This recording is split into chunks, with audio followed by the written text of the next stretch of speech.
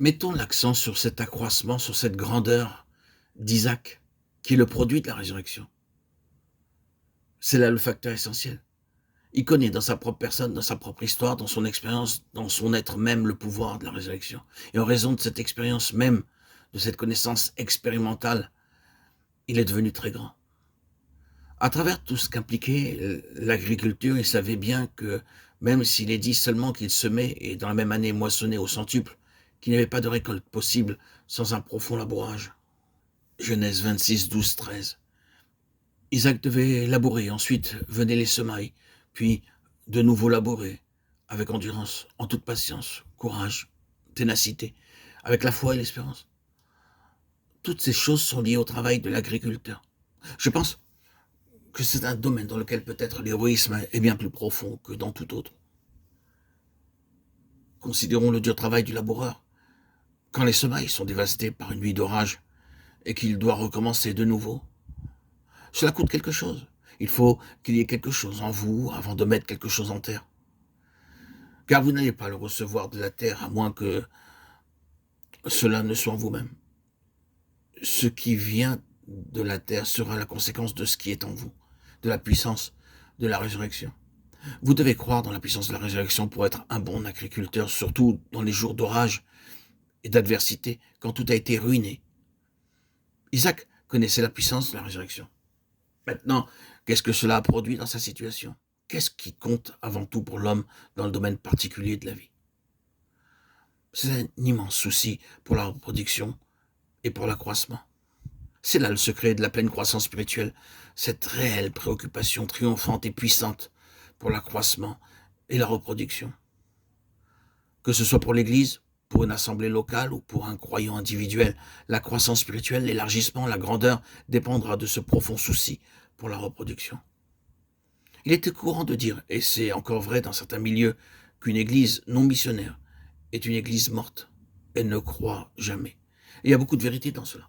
Oh, il n'y a aucun souci pour la reproduction, pour le salut des âmes, pour l'expansion de l'Église. Il n'y a aucune croissance.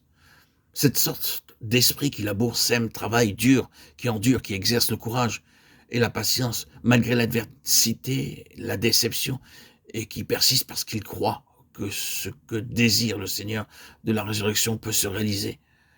Cette sorte d'esprit va produire spirituellement beaucoup d'accroissement dans les individus, l'Église locale et pour l'Église tout entière. Ainsi, Isaac est non seulement l'incarnation, mais aussi l'expression de la puissance de la résurrection. Et c'est montré par ce grand souci pour l'accroissement.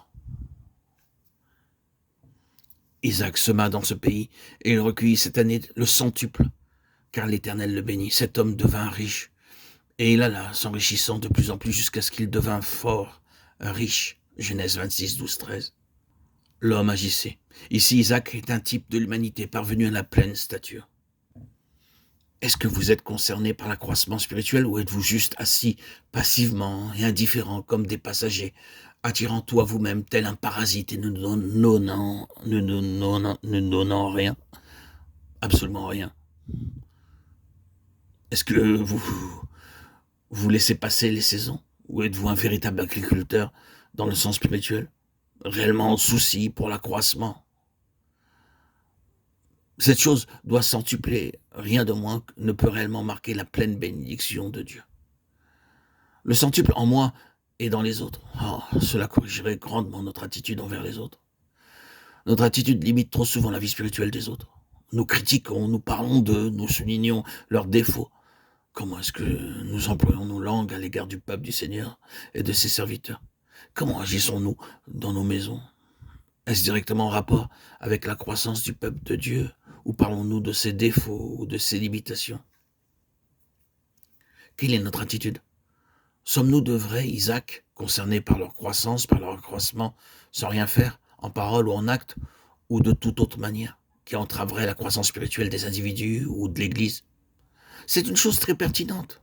Vous pouvez être sûr que si vous utilisez votre langue au détriment du peuple de Dieu, votre propre croissance spirituelle sera compromise.